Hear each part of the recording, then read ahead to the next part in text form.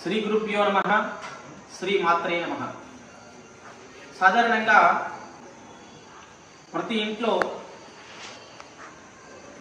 నిద్ర రాని వాళ్ళు కొంతమంది ఉంటుంటారు.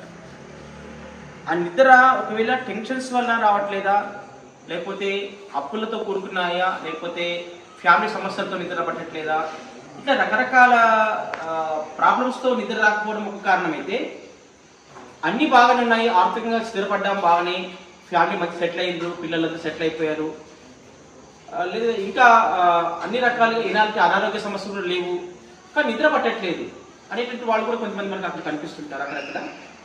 కాబట్టి వాళ్ళ కారణం ఏంటంటే, వాళ్ళకు ఆర్థికంగా బాగున్నారు, ఫ్యామిలీ సెటిల్ అయిపోయారు, అన్నీ బాగున్నాయి, సుఖ సంతోషాలు ఉన్నాయి, కానీ నిద్ర రావడం లేదు. దానికి కారణం ఏంటంటే, ఎర్త్లో కూడా కొన్ని నెగిటివ్ పాయింట్స్ వల్ల కూడా మనకి నిద్ర రాక ఇబ్బంది పడుతుంటాం. ఏదో రాత్రి లేచి అలా మేల్కొని ఉండి అలా ఉండిపోతాం అన్నమాట.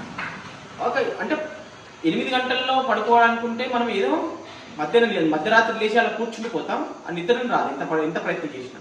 దానికి కారణం ఏంటంటే, దానికి కూడా కొన్ని శాస్త్రీయ పద్ధతి ప్రకారంగా కొన్ని యంత్రాలను మనకి పూర్వీకులు అందించినటువంటి శాస్త్రం, యంత్రశాస్త్రం. ఆ యంత్రశాస్త్రంలో సంబంధించినటువంటి ఈ యొక్క కాపర్ పైన కొన్ని యంత్రాలు రాయడం జరిగింది, కాపర్ రేక్ పైన. ఈ రాసి వాళ్ళకి ఎక్కడైతే బెడ్రూమ్ ఉంటుందో అక్కడ వాళ్ళు ఈ యంత్రాన్ని మనము పెట్టుకున్నట్లయితే ఖచ్చితమైనటువంటి రిజల్ట్స్ అనేది వస్తుందన్నమాట. ఎందుకంటే వాళ్ళకు ఒకవేళ నిద్రకు సంబంధించినటువంటి డిస్టర్బెన్స్ ఎవరికైతే జరుగుతున్నాయో వాళ్ళకి యంత్రాన్ని మనము ఇక్కడ నేరుగా ఇలా ఈ రకంగా పెట్టవచ్చు.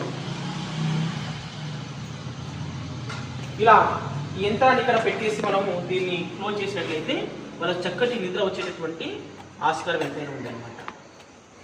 ఇలాంటి యంత్రాలు మనం పెట్టుకోవచ్చు. కాబట్టి ఎవరైతే నిద్ర లేక ఏ సమస్యలు లేవు కానీ నిద్ర రావట్లేదు అని బాధపడుతున్నటువంటి వాళ్ళకి మీరు శ్రీ వేదపీఠం యూట్యూబ్ ఛానల్లో ఉన్నటువంటి నంబర్ సంప్రదించండి, మీకు చక్కటి పరిహారాలు దొరుకుతాయని చెప్పేసి తెలియజేస్తున్నాను. శుభం భూయాస్.